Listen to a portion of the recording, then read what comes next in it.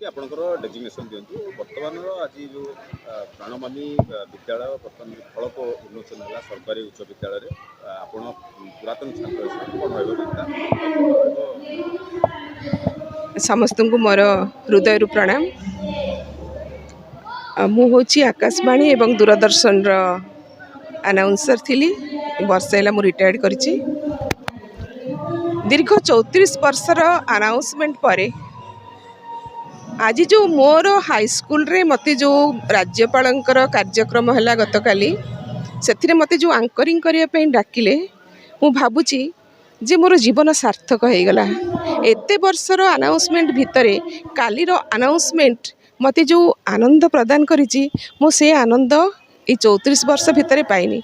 मु बहुत जगह सम्मानित होइछि, बहुत जगह माने मते बहुत माने लोकादृत मिली, किंतु काली माने मो गाँव पाखापाखी गाँव समस्ते आसी कहले आमे कौन राज्यपाल को देखा आसलु, आम वर्षा पट्टनायक को देखा आसलु, वर्षा पट्टनायक स्वर शुणापी आसलु।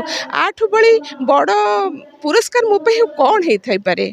मुझे निजक बहुत गौरवान्वित मन करुच्ची। मोर मु भावुची भगवान मते आज स्वयं संपूर्ण करदेले। मु तांको निकटरे पूरा कोटि कोटि प्रणाम जनाऊँची।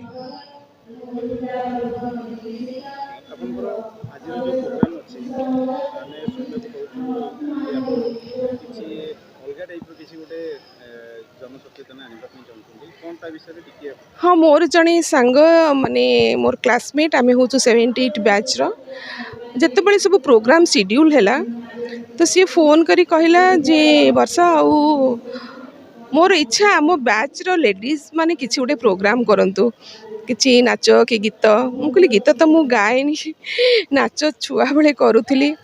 ना ना ना तुम जमी गोटे कर, आमर से गोटे गर्व आ गौरव। यूट्यूब रू खोजी खोजी जोटा टिके माने हल्का उपरे नाच सेटा आमे प्रस्तुत करिचु। आज सेटा आमे परफॉर्म करिवु।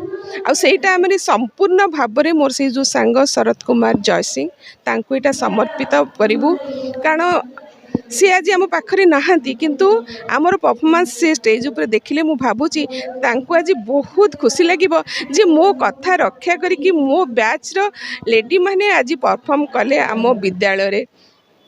बहुत खुशी लगुच। बहुत बहुत